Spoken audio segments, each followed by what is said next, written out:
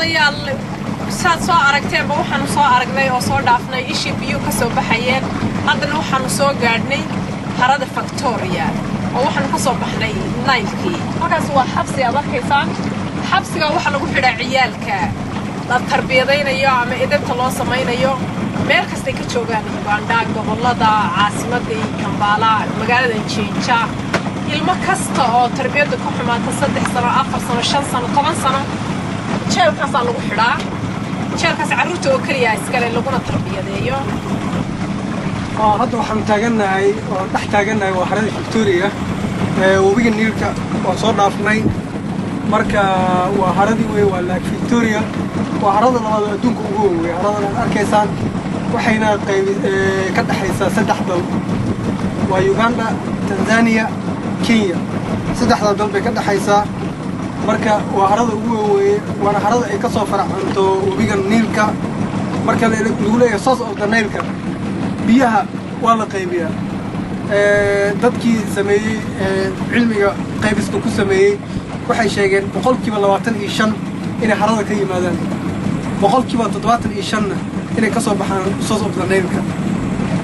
marka saas u qaybsan tahay si igla sheegna meesha waa meeshii xabsiga prisonka oo lagu talagalay carruurta lagu tarbiyeeyo kuwa darbi jiifka noqdaan kuwa tuuganimada iyo darada kala bartay noqdaan halkaas lagu tarbiyeeyaa iyagoo fiican sidii ku qabsadaan dib loogu soo celiyaa meelihii ay kala yimaadeen dib loogu celiyo dawladda sidaad arkaysaan wali waxaanu ku dhex jirnaa doontii waxaanu dhex dadka meeshan ku nool waxay beertaan xoolo waxay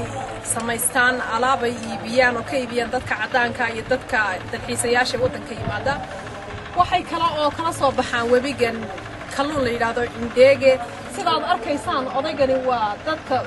deriska la ay webigan wax badan ku noolaa wuxuuna guranayaa kalluunka la yiraahdo Indege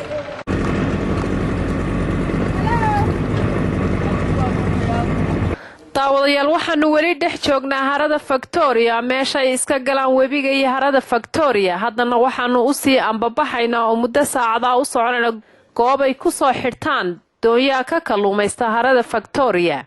una kala goosha jasiiradaha ku yaala dhanka kale harada Victoria kuwaas oo qaada dadka u kala safra qaybaha kala duwan ee jasiiradaha ku xeeran harada Victoria dawladda sidaad arkaysaan waa isla haradii Victoria taaganay laakiin halkan waa meesha ay doonyo ka baxo kuna soo xidho dikaabkan waxay jirtaa meel jasiirada ay ku nool yihiin dadka waddankan qaar ka mid ah waa ilaa 5 milyan oo qof ayaa lagu qiyaasay dadka ku nool oo jasiiradaha u kala baxaa dadka rikaabka sida loo qaadayana waad aragtaan daawadayaal dusha lagu qaadaya doonta la geynaya doonta laga soo qaadaya dusha lagu soo qaadaya dadka waa saad aragtay sidaas lagu rakaabiyaa doomahan hadda safraya ee adeegyada dhexyaala badda gudaheeda harada waa jasiirad aad u fara badan weeye waxaan ku qiyaasi karnaa wiraan 50 jasiiradood dadka deganna waa dad aad u badan 5 milyan kor u dhaafaya marka jasiirada aad arkaysaa dadka loo rakaabinayo qaarkood aniga shakhsi ahaanteeda baa ka shaqayn jiro tagi jiray wax badan waa la qaaday sidaad u aragtaa dadka loo qaadayo waa warshad xirantay weeye waa warshad aan sabaray garan jiray aan kalluunka geyn jiray marka dadka way tagaan jasiiradaha waxyaalo fara badan oo ka soo baxaa jira sida kalluunka laga keeno waxaa kaloo jira mooska oo dadka Ugandiskan ay aad u isticmaalaan waxaa loo yaqaanaa matoke waa cuntadooda ay u leeyihiin dhaqanka waxaa kaloo jira xaawada aan arkaysaa qoryahaas halka yaalo waxaa laga keenaa badda halka waa dhuxusha weli aad aragtaa iyadana waxaa laga keenaa badda marka badda wax soo saar bay leedahay iyada lafteeda jasiiradahaas waa wax soo saar laga keenaa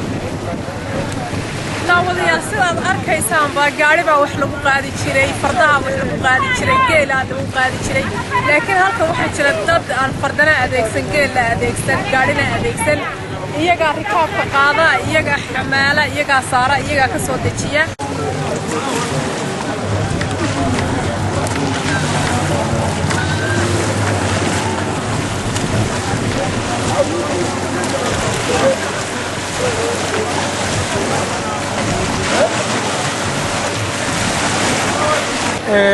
saad aragtaba qaabka dumarka loo qaado iyo qaabka ragga loo qaado waa kala duwan yihiin horta sidoo badan dumarka waad aragtay waxa loo qaadaya dhinac halka raggana lagu qaadayo garabka markaan waxaan ka mid ah ragga lagu qaadayo garabka ma sida dumarka loo qaadayo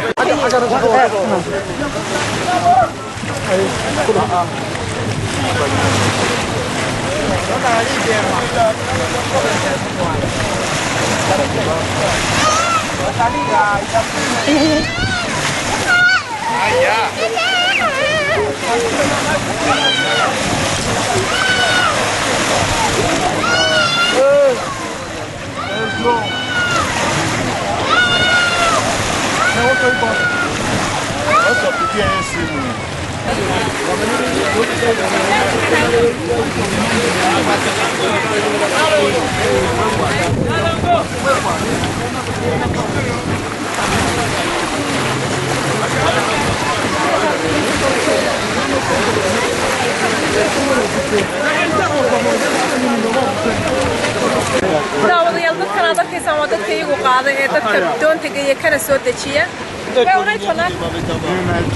محمد كوني مسلم alafu kuna pepo mtasaidia kama watu beba watu kuwafikiria kabodi moja moja kila mmoja nipeleke alimocha nirudishe na alimocha ngapi unafanya kama kazi yako miaka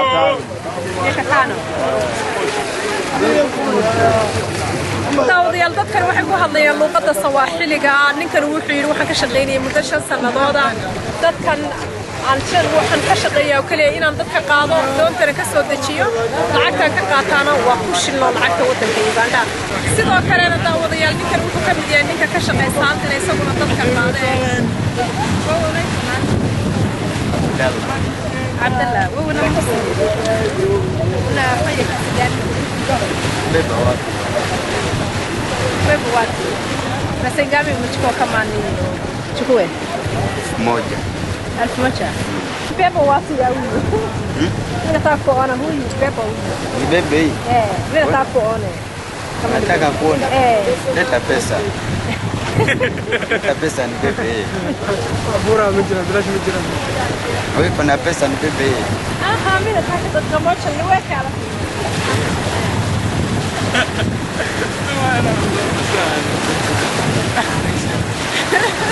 يا دركة في ناس وقاضية هدروا وتجيا نيكيات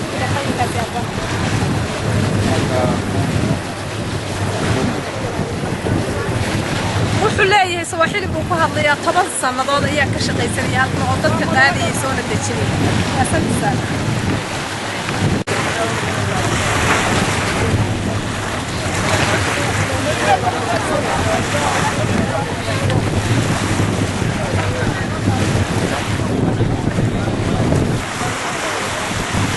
guud ahaan badawadayaal barnaamijkeena socdaalka kamarada Kalsan TV aan ku eegaynay wabiga River Nile ee ku yaala wadanka Uganda intaasaan ku soo gabagabeynayna waxaan u mahadcelinayaa inta igala qayb qaadatay barnaamijkan inta noo fududeysay intaynu ku kulmayno barnaamijkan oo kale waxaan kaga tegaynaa sidaa iyo amaana Allah